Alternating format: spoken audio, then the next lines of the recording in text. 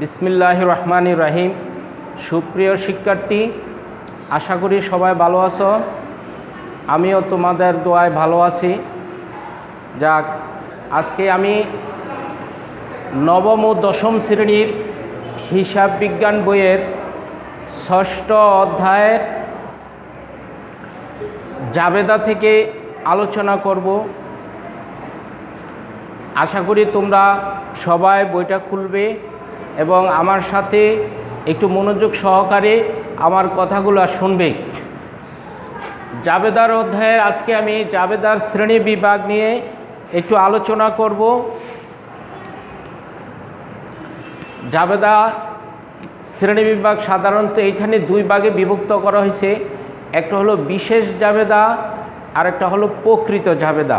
আজকে আমি বিশেষ জাবেদা নিয়ে একটু আলোচনা করব।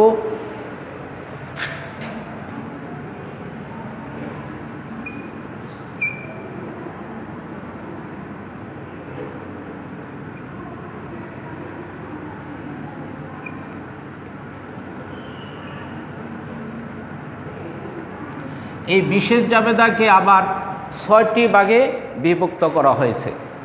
যেমন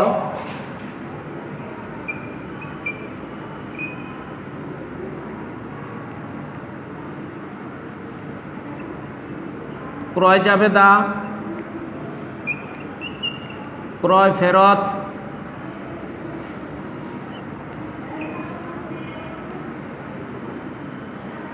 ক্রয় ফেরত জাবেদা,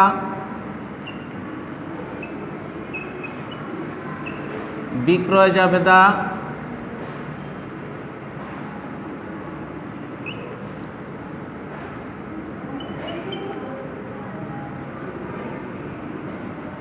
বিক্রয় ফেরত জাবেদা,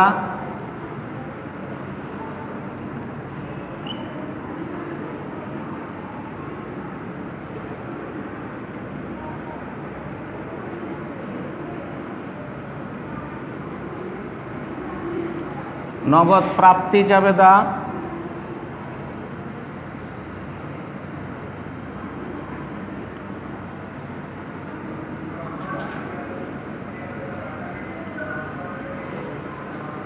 নগদ প্রদান জাবেদা। এখন আমি এগুলাই নিয়ে একটু আলোচনা করব। ক্রয় ফেরত জাবেদা। তবে এখানে একটু কথা বলি, প্রতিষ্ঠান যখন তার ব্যবসার প্রয়োজনে কোনো মাল ক্রয় করবে, সেই মালটাকেই পণ্য হিসাবে গণনা করা হয়। তাহলে ক্রয় জাবেদা লিপিবদ্ধ করা হয় ব্যবসা প্রতিষ্ঠানের বাকিতে এবং ধারে সমস্ত লেনদেন এই ক্রয় জাবেদায় লিপিবদ্ধ করা হয়। ধারে ক্রয়কৃত মাল ফরমাশ অনুযায়ী না হলে অথবা অর্ডার অনুযায়ী না হলে, কোনো ত্রুটির কারণে নমুনা অনুযায়ী মাল না হলে ফেরত দেওয়া হয়। তাহলে বাকিতে ক্রয়কৃত পণ্য ফেরত দেওয়া হলে ক্রয় ফেরত জাবেদায় লেখা হয়। বিক্রয় জাবেদা বাকিতে অথবা ধারে সমস্ত বিক্রয় এই বিক্রয় জাবেদায় লেখা হয়। আর বিক্রয় ফেরত, বিক্রয়কৃত পণ্য যদি ফেরত পাওয়া যায় তখন বিক্রয় ফেরত জাবেদায় লেখা হয়।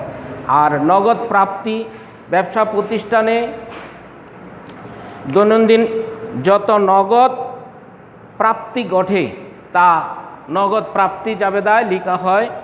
আর নগদ প্রদান, ব্যবসা প্রতিষ্ঠানে দৈনিক যত নগদ প্রদান করা হয় তা নগদ প্রদান জাবেদায় লিপিবদ্ধ করা হয়।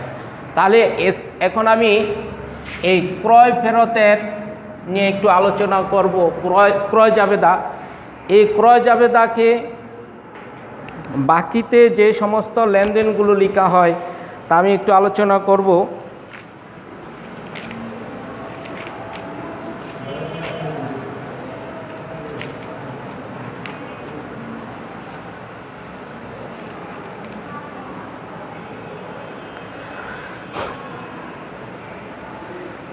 এই ক্রয় ফেরতের একটা নির্দিষ্ট ক্রয় ফেরত জাবেদা, যেমন এটা যদি জাবেদা করা হয়, যেমন এক ধারে ক্রয়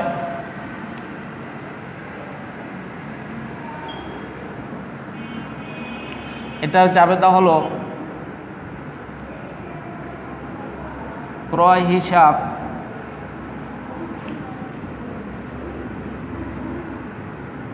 ডেবিট বিবিধ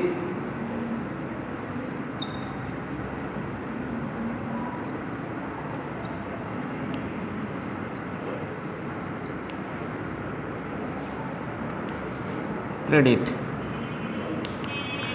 এখন আমি আরে যদি বলি ক্রয় ফেরত জাবেদা করতে, তাহলে ক্রয় ফেরত জাবেদার একটা নির্দিষ্ট ঘর আছে। যেমন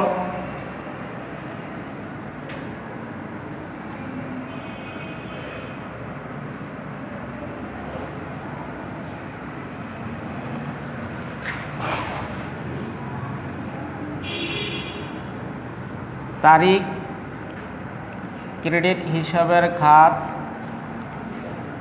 শর্ত, সূত্র 1 2 3 4 5।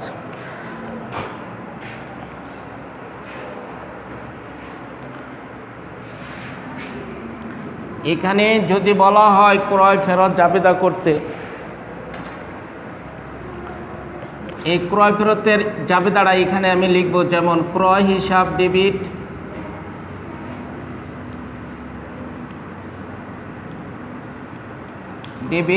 আর পাওনাদার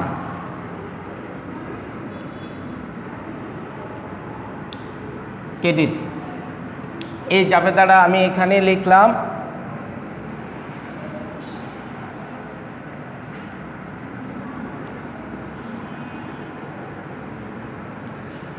ক্রয় জাবেদা, আর এখানে লিখতে হবে প্রতিষ্ঠানের নাম,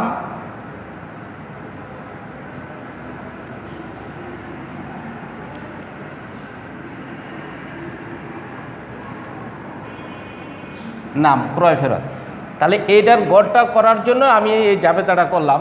ক্রয় হিসাব ডেবিট, পাওনাদার হিসাব ক্রেডিট। এইখানে লিখব তারিখ, আর এখানে লিখব ক্রেডিট হিসাবের খাত। ক্রেডিট হিসাবের খাতটা লিখব এখানে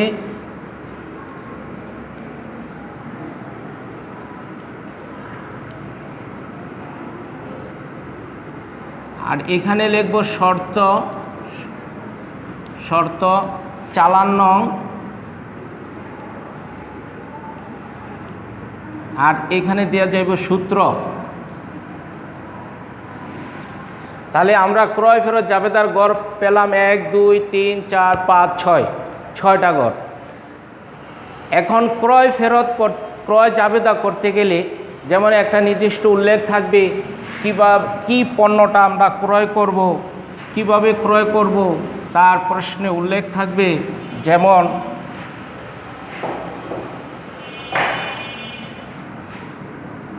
জনাব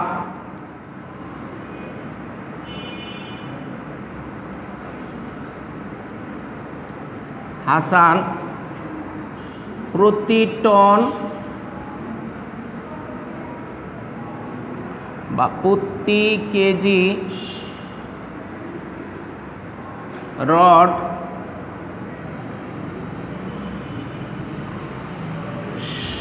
60 টাকা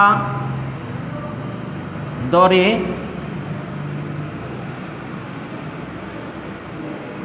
2 টন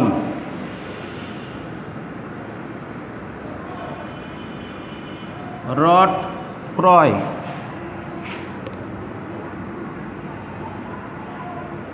করা হলো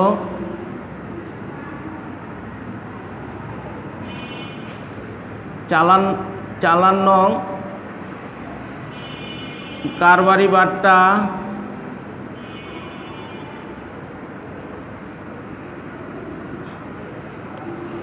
10%, শর্ত 10/2/10, নিট 30। এরকম অনেকগুলো লেনদেন থাকবে। একাধিক ব্যক্তি প্রতিষ্ঠানের নিকট থেকে আমি ক্রয় করতে পারি। যেমন আমি এখানে একটা তারিখের লেনদেন উল্লেখ করলাম, যখন জুনের 10 তারিখে ক্রয় করলাম। জনাব হাসানের নিকট থেকে প্রতি কেজি রড 60 টাকা দরে 2 টন রড ক্রয় করা হয়েছে। এখানে আছে কেজি, প্রতি কেজি মানে 1 কেজি, এখানে হলো কেজি, এখানে হলো টন, এখানে হলো টন, দুইটা মিল নেই, তবে দুটোটারে এক জাতীয় করতে হবে। আমরা জানি 100 কেজি 1000 কেজিতে 1 টন বা 1 টন সমান সমান 1000 কেজি। 1 টন সমান সমান 1000 কেজি। তাহলে আমি হাসানের নিকট থেকে মাল রড ক্রয় করছি 2 টন, তাহলে 2 টনে কত কেজি? তাহলে 2 টন গুণন 1000 সমান সমান 2000 কেজি।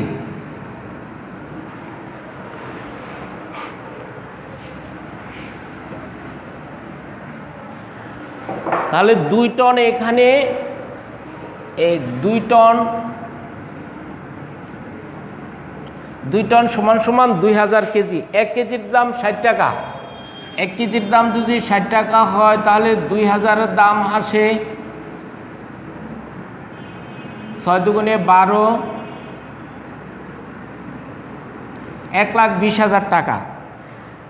আমি যখন মালটা ক্রয় করছি এখানে বিক্রেতা আমাকে 10% ছাড় দিছে, সে আমার কাছ থেকে 10% টাকা কম নিছে। 10% আসে এখানে 12,000, 10%-এ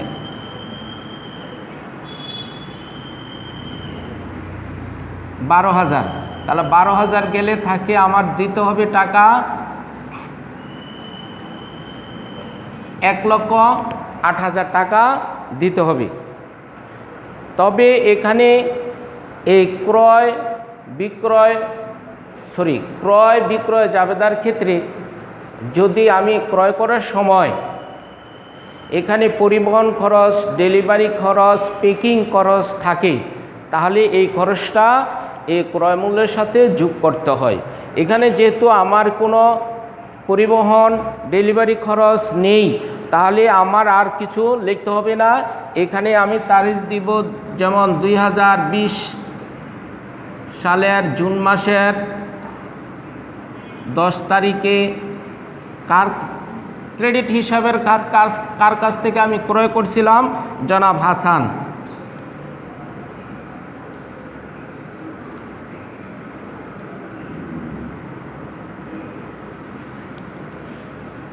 কত টাকা? 1,08,000 টাকার মাল ক্রয় করছি।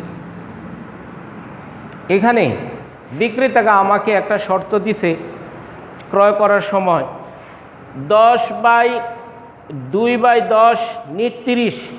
এর অর্থ হলো যদি আমি 10 দিনের মধ্যে মূল্যটা পরিশোধ করে দিই তাহলে বিক্রেতা আমাকে আরও 2% টাকা ছাড় দিবে, অথবা 30 দিনের মধ্যে টাকা আমার পরিশোধ করতে হবে। এই শর্তটা এখানে থাকবে। তাহলে শর্ত 2/10 নিট 30। তবে চালান নং, এখানে তোমার চালান নং উল্লেখ থাকবে, চালান নং 550 এরকম উল্লেখ থাকবে। এখানে চালান নং লিখে দিব 550। এরকমভাবে একাধিক লেনদেন হতে পারে।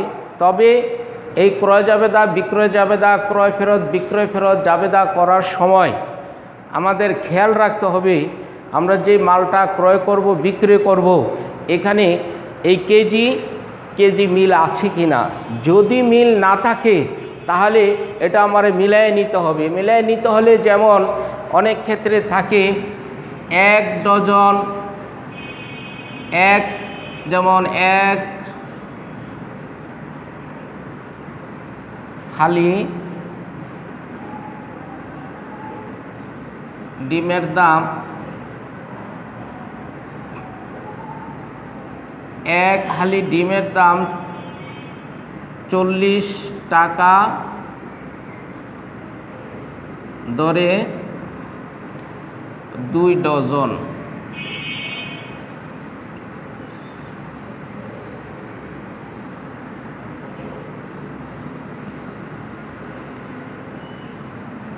ডিমের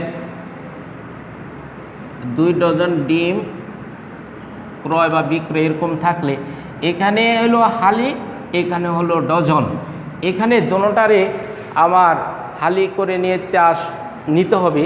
যেমন এক হালি সমান কয়টা? 4টা। এক হালি সমান কয়টা? এক হালি সমান 4টা। তাহলে 2 ডজন সমান এক হালি 4টা হলে 2 ডজন সমান কত?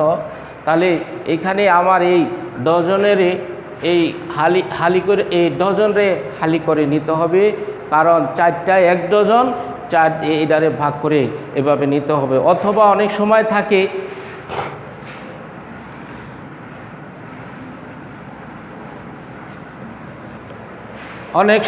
উল্লেখ থাকে, যেমন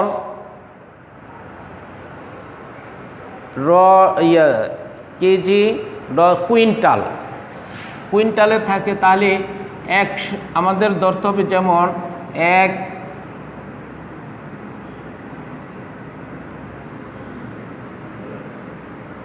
কেজি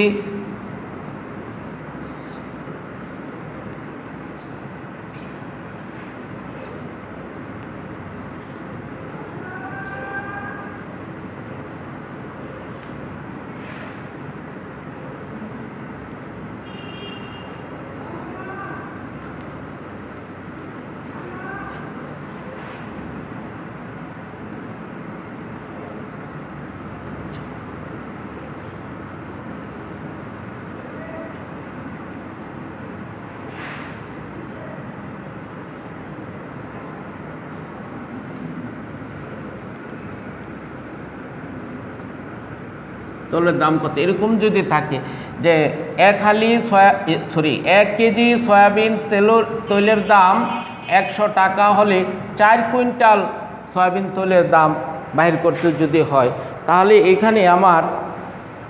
এখানে হলো কেজি আর এখানে হলো কুইন্টাল। আমরা জানি 100 কেজিতে 1 কুইন্টাল, 100 কেজি সমান 1 কুইন্টাল। তাহলে এখানে 4 কুইন্টাল, তাহলে এখানে 100 গুণন 4 সমান 400 কেজি। তাহলে এখানে 1 কেজি সয়াবিন তেলের দাম যদি 100 টাকা হয়, তাহলে 400 কেজির দাম, তাহলে 100 গুণন 400 সমান 4, 40,000 টাকা। এইভাবে কেজি, কুইন্টাল, হালি আর এইভাবে দামগুলা বাহির করে নিতে হবে। তোমরা একটু বাসায় একটু প্র্যাকটিস করবে, তাহলে বিভিন্ন এখানে একাধিক নিয়মে যদি থাকে এগুলা তোমরা দেখতে পারবে। যদি না বুঝো তারপরে তোমরা একটু শেয়ার করবে। আশা করি তোমরা বুঝতে পারছো। আমি এই অধ্যায়ে আগামী দিন একটা সৃজনশীল অঙ্ক করাবো, তোমরা একটু মনোযোগ সহকারে দেখবে। আজকে এখানে সবাই ভালো থাকো, শুভেচ্ছা জানিয়ে আজকের মধ্যে ক্লাসটা শেষ করলাম।